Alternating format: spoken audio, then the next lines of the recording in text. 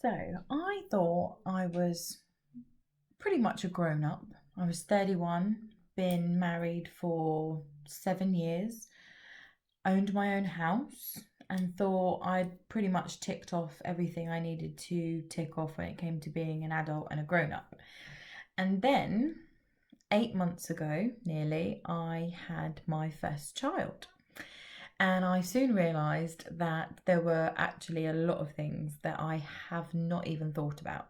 And it was somewhere in the sort of last 2 months of the pregnancy that me and my husband started waking up in the middle of the night, petrified about how unprepared we were for our new arrival, and also all the things that could go wrong and what if we die, all of those morbid things that you start thinking about when you're pregnant. So, these are my top 3 tips of things that everyone needs to do before they have a baby or relatively quickly after having a baby. But being realistic, once you've had the baby, there's not a lot of time. So, if you can do these things while you're pregnant before the baby arrives, even better. So the first thing that I found, as I say, is we became really obsessed with our mortality. And suddenly there's something about having a human being dependent on you. Me and my husband started worrying, what happens if we die? And we had life insurance for the mortgage. So a lot of people may already have life insurance if you own your own home. But actually, when we sat down and we started thinking about it, if something was to happen to us, we realised that just paying off the mortgage wouldn't be enough. How would we provide for his childcare? How would we replace, our income if one of us died and we became a single income household? So there were all these other things that I started to think, God, actually we aren't insured enough, and I started to really panic. So as I say, I think it was about maybe 3 weeks before I was due to give birth. We took out extra life insurance on top of what we already had for the mortgage.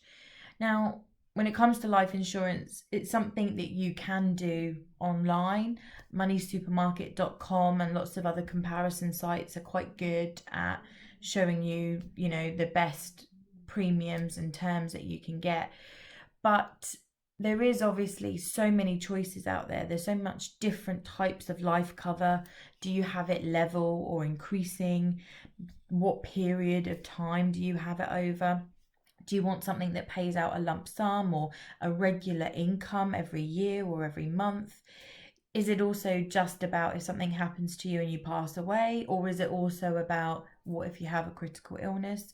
So yes, you can use online sites and calculators and comparison tools, but I really would recommend that you also talk to a specialist. So normally you'll find specialist mortgage and life insurance brokers, know this area inside out, and as soon to be parents can actually assess what you need to cover any eventuality, work with a budget, and then give you the right stuff. So that's my sort of first number one thing is before you have your baby, make sure you're insured, and not just for the mortgage. There's more than just the mortgage to think about. Tip number 2. So very quickly, again, towards the end of the pregnancy, I sort of started to become overwhelmed with the cost of having a new baby. Not just the monthly sort of initial cost of nappies and food. We had already budgeted that and kind of knew that we could afford that before we got pregnant. But it was also about the longer term stuff, the bigger stuff. I started thinking, about weddings and education, first car, driving lessons, holidays, helping them with a deposit one day. So the sort of next grown up thing that we did is we started a savings pot for our soon to be little boy. And when it comes to regular savings and putting something away each month, you can obviously do lots of different things. There's junior ISAs, which can be really good, premium bonds. There's loads of different savings accounts and options out there. For us, ultimately, me and my husband decided that we wanted to save something into an investment that was in our name. I didn't like the idea of having something that was in our child's name that they would be able to get access to at 16. Don't think it's a good idea for a 16-year-old to have access to a good chunk of money at that period of time. So we wanted to stay in control of it and be able to access it when we felt we were ready to give that to our son. So we decided to set up an investment in our own names. We decided down the stocks and shares route. Longer term, that gave us the best opportunity for growth. And I think it's just really important to understand how quickly just a little bit each month can build up. Even just £20 a month, if it's invested and regularly saved, £20 a month for 18 years with an average growth of about 4.5%, which should be reasonable with a stocks and shares portfolio, means that at 18, your child would have just over £6,000 saved. That could be towards driving lessons and their first car. It could be the start of a home deposit for their first house. Just helping deal with those bigger costs that I can see were coming down the line. And I was panicking while I was pregnant of how we'd even actually get to those points. So, and I know it sounds crazy to some people, but trust me, to all the pregnant mums out there, I feel your pain. I do understand all the worrying things that go through your head at 2 o'clock in the morning when you're waking up. And these are the things that we worry about. So starting a savings pot, getting just a little bit, £20 a month, £10 a month, whatever you can afford. But certainly for us, just putting that little bit away each month for our son James has made me feel so much better that we're going to be able to meet some of those costs in the future. And hopefully we'll be able to save more as time goes on, and that pot will get bigger and we'll find it less of a financial challenge. And the last thing, the third most adult grown-up thing that you need to do before having a baby is sorting out your wills and making sure that you have a will and that you appoint guardians. And this is something that I knew about because fortunately I am a will writer for a living. That's what I do day in, day out. But meeting other mums at mum groups and prenatal classes, it kind of made me realise actually how little most people know about how important having a will is, and in particular when it comes to providing for children. So a lot of people and a lot of mums and dads that I was speaking to at the time when I was pregnant just kind of assumed that if anything happened and they both passed away, that their brother, their sister, their parents would take over guardianship of the child. But it's about understanding that actually if something happens to you and your partner and you don't have a will and you haven't appointed guardians, then it's not actually a family decision. Social services are appointed, and social services will be the ones that initially decide who should have parental responsibility over your children.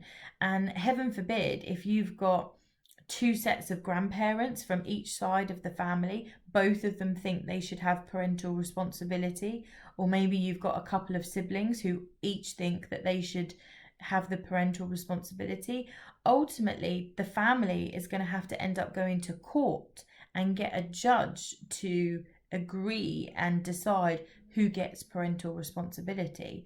So it's such an important thing that sometimes, again, we don't realise until after it's too late.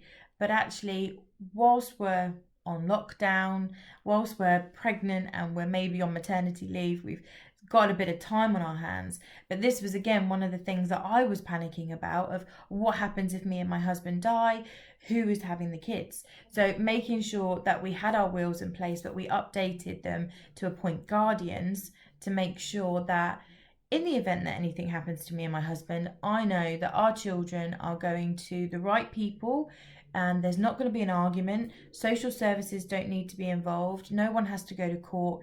And I know that now our children are going to have stability and they're going to be able to be with the best people for them during that horrible time. And there's not going to be any infighting between the family as to who gets parental control.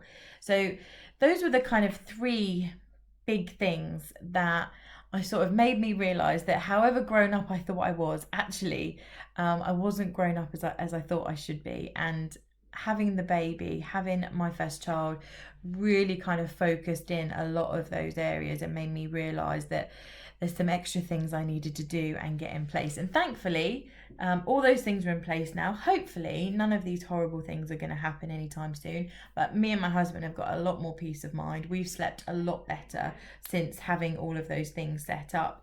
And it's really from that I kind of realized that all of my other mum and dad friends and all these other, new parents that I was speaking to need an easy and simple way to set up a will.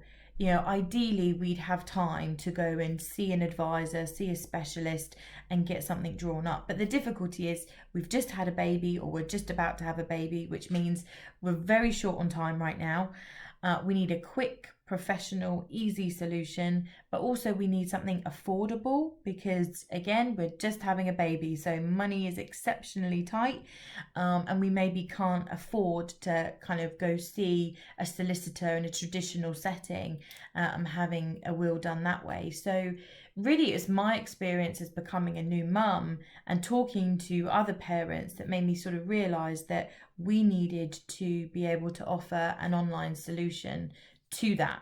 So launching Redwood Online Wills is my way of trying to meet that and give parents a solution that will allow them to create a quick, affordable but professional, valid online will which will take care of the guardianship of their children and ultimately give you peace of mind.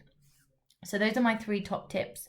I will put some links below in the description of the video to the online will system, but also to a specialist mortgage broker and insurance broker that I can recommend if people are wanting to sort out life insurance as well, if they're just becoming parents, and also some links to some tips around savings plans and things like that.